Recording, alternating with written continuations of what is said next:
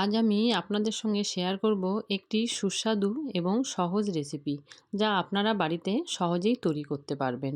নমস্কার, সুপর্ণাস ফেভারিট রেসিপিতে আপনাদের সকলকেই স্বাগত জানাই। আজকের রেসিপি কমলা লেবুর কেক। আর এই কেকের ফ্রেশ ফ্লেভার আর স্বাদ এতটাই ভালো, যা আপনাদেরকে বলে বোঝাতে পারবো না।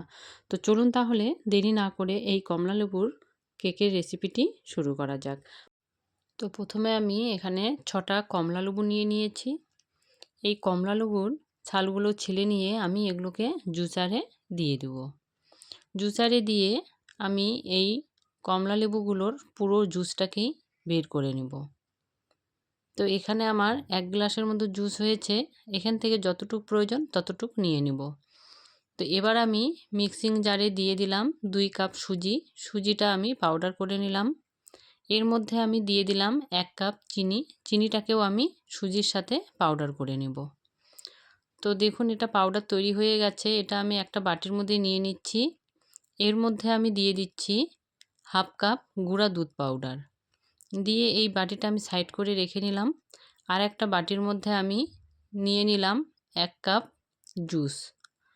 নিয়ে এর মধ্যে দিয়ে দিলাম 1/2 কাপ তেল, সাদা তেল। আর দিয়ে দিলাম 1 কাপের মতো দুধ। এবার আমি সবগুলো উপকরণকে ভালোভাবে মিশিয়ে নিয়ে এর মধ্যে আমি দিয়ে দিচ্ছি গুঁড়ো করে রাখা সুজি আর চিনি। এটা দিয়ে আমি এটাকে ভালোভাবে মিশিয়ে নেব। আপনারা যদি সুজি আর চিনিটাকে গুঁড়ো করে না নেন, তাহলে একটু সময় নিয়ে কিন্তু বেটারটা ভালোভাবে গুলে নিতে হবে আর একটু বেশি সময় ঢেকে রাখতে হবে। তো আমি এবার এটাকে 10 মিনিটের জন্য ঢেকে রাখছি। এবার আমি কেকের বাটিটাকে রেডি করে নিচ্ছি।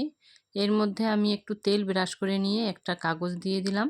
কাগজের উপরেও একটু তেল ব্রাশ করে নিতে হবে। তো এবার এই বেটারটা 10 মিনিট হয়ে গেছে। তো এটা আমি ঢাকা সরিয়ে নিয়েছি। এবার আমি এর মধ্যে দিয়ে দিচ্ছি 1 চামচ বেকিং পাউডার, 1 চামচ বেকিং সোডা। দিয়ে আবার একটু ভালোভাবে বেটারটাকে সোডাটার সঙ্গে ভালোভাবে মিশিয়ে নেব। নিয়ে এবার আমি বেটারটাকে কেকের বাটির মধ্যে ঢেলে দিলাম।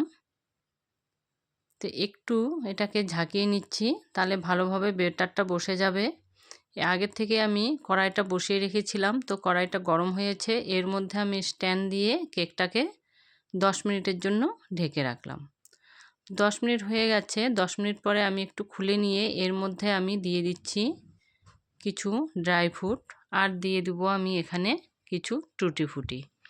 দিয়ে আবার এটাকে আমি 30 মিনিটের জন্য ঢাকা দিয়ে রাখবো। এই টুটি ফুটিগুলো দিলে হয় কি, কেকটা দেখতে ভীষণই সুন্দর লাগে। এবার আমি এটাকে আরও 30 মিনিটের জন্য ঢাকা দিয়ে রাখছি। তো 30 মিনিট হয়ে গেছে। এবার আমি ঢাকা সরিয়ে নিচ্ছি। দেখুন কেকটা কতটা ফুলে উঠেছে, সেটা দেখলেই বোঝা যাচ্ছে। এবার আমি একটা চাকু দিয়ে দেখে নিচ্ছি কেকটা হয়েছে কি না। তো চাকুটা দিয়ে দেখলাম, দেখুন চাকুর গায়ে একটুকু কেক লাগেনি, তার মানে কেকটা পুরোপুরি হয়ে গেছে। কেকটাকে আমি নামিয়ে ঠান্ডা করে নিয়ে বাটিটাকে সরিয়ে নিচ্ছি। আর এই বাটিগুলো কিন্তু খুবই সুন্দর।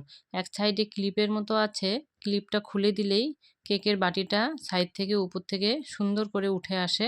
তারপরে নিচের প্লেটটা সরানো যায়। তো এবার আমি কাগজটাকেও সরিয়ে নিলাম। দেখুন কাগজটাও খুব সুন্দরভাবে উঠে আসলো।